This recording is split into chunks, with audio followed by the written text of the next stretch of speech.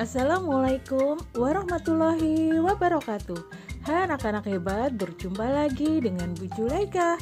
Semoga kalian semakin semangat belajar ya. Di video kali ini kita akan belajar tentang penerapan konsep perpindahan kalor dalam kehidupan sehari-hari. Ayo siapkan dan buka buku kalian ya. Tematik kelas 5, tema 6, subtema 1, muatan IPA.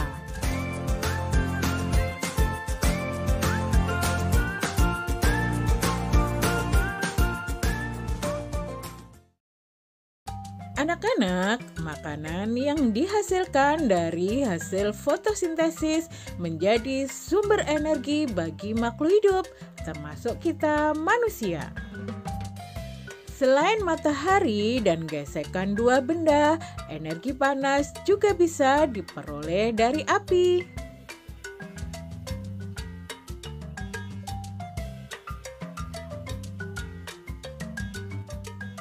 Pada zaman dahulu, orang untuk mendapatkan api dengan cara menggesekkan dua batu yang kering sampai keluar percikan api.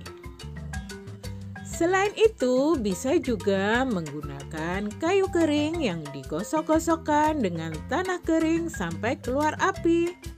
Ternyata gesekan dua benda seperti antara dua batu kering atau dua kayu kering dengan tanah dapat menghasilkan energi panas berupa api. Namun saat ini api mudah dihasilkan dari korek api maupun kompor. Anak-anak, coba perhatikan kedua gambar ini. Adakah persamaan dari kedua gambar ini? Ya, persamaan kedua gambar ini adalah kedua gambar ini berhubungan dengan kalor atau energi panas. Tahukah kalian sumber energi apa saja yang ada pada kedua gambar ini?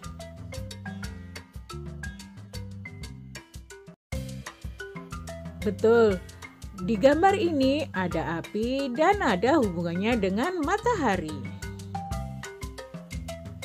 Anak-anak, coba perhatikan tubuh kalian. Apakah tubuh manusia mengeluarkan energi panas juga? Mari kita buktikan ya. Cobalah gosokkan kedua tanganmu selama 1 menit. Apa yang kamu rasakan? Atau coba sekarang ambil penggaris plastik dan gosokkan ke kain selama 2 menit. Lalu sentuhlah penggaris itu. Apa yang kalian rasakan? Setelah melakukan 2 kegiatan tadi, apakah kamu merasakan panas? Ya, energi panas dapat dihasilkan ketika terjadi gesekan dua benda. Gesekan telapak tangan dan gesekan penggaris pada kain dapat menimbulkan energi panas. Nah, sekarang kita tahu benda yang menghasilkan energi panas disebut sumber energi panas. Sumber energi panas dapat kita jumpai di alam. Salah satunya adalah matahari. Dan matahari adalah sumber energi panas terbesar di bumi. Energi panas matahari membantu proses pembuatan makanan pada tumbuhan yang disebut sebagai proses fotosintesis. Panas atau kalor dan suhu adalah dua hal yang berbeda. Energi panas merupakan salah satu energi yang dapat diterima dan dilepaskan oleh suatu benda. Contohnya, ketika sebatang logam dipanaskan dengan api, batang logam tersebut mendapatkan energi panas dari api. Energi panas membuat logam menjadi panas. Ketika logam menjadi panas, maka suhunya meningkat. Begitu juga sebaliknya. Ketika batang logam dingin, maka suhunya menurun. Suhu adalah besaran yang menyatakan derajat panas suatu benda. Suhu suatu benda menunjukkan tingkat energi panas benda tersebut. Satuan suhu yang digunakan di Indonesia adalah derajat Celcius. Alat untuk mengukur suhu disebut termometer. Sedangkan satuan panas dinyatakan dalam kalori dan diukur dengan kalorimeter.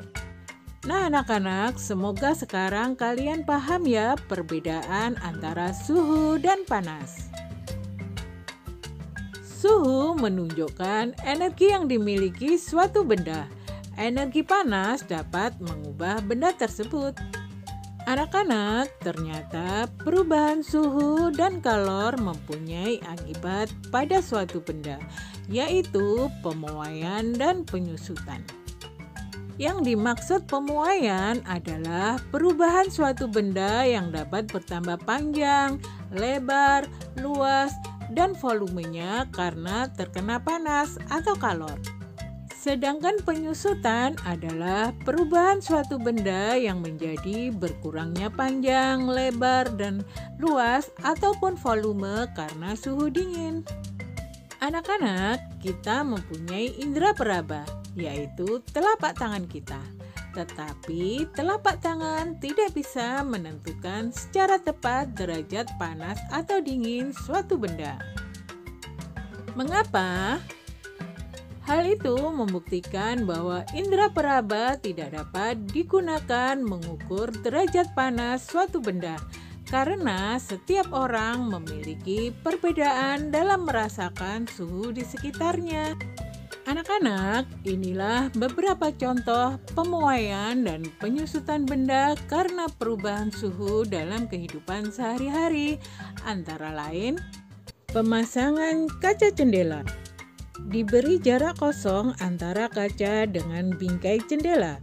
Tujuannya adalah kaca tidak pecah ketika kaca memuai akibat terkena panas sinar matahari di siang hari.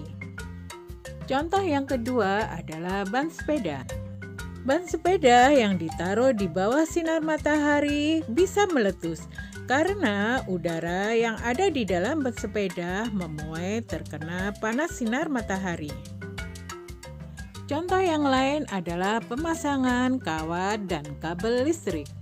Anak-anak, coba kalian amati pemasangan kabel listrik di sekitar rumah kalian. Ternyata kabel listrik dipasang dengan keadaan kendur. Mengapa demikian?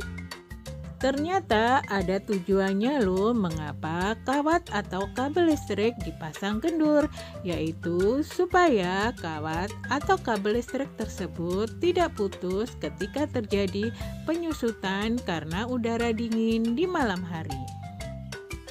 Contoh yang lain adalah pemasangan rel kereta api. Pemasangan pada sambungan rel kereta api sengaja dibuat renggang. Tujuannya adalah rel tidak melengkung ketika terjadi pemuaian di siang hari akibat panas sinar matahari.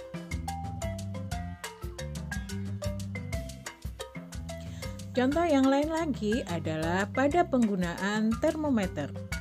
Pada saat suhu bertambah tinggi, maka bimetal yang ada di dalam termometer akan melengkung dan mendesak jarum petunjuk termometer untuk menunjukkan skala tertentu.